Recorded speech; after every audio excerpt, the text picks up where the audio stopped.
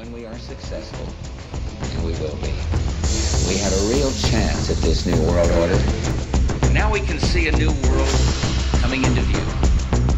A world in which there is the very real prospect of a new world order.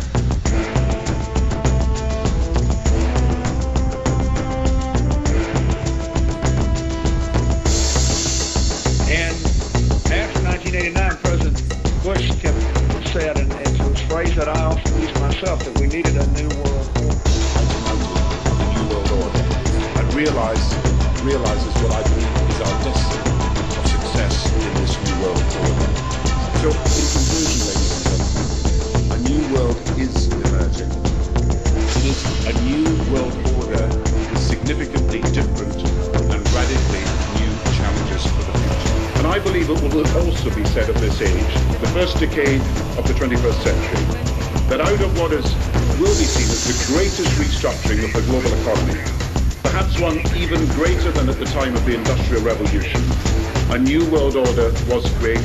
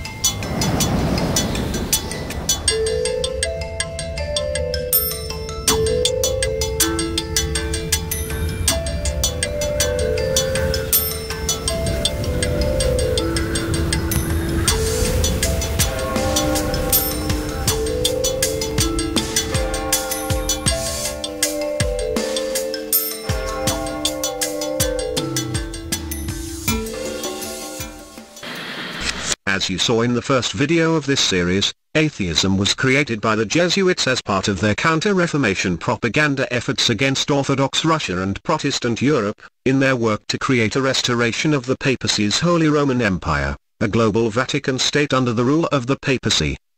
In the second video, you saw that modern atheism has been traced back to the Vatican by modern atheist historians, in the Vatican's effort to crush the Florentine Republic founded by Savonarola, which was the beginning of Western democracy in modern Europe, after the establishment of the Vatican's Theodosius Codex, under Pope Sixtus III.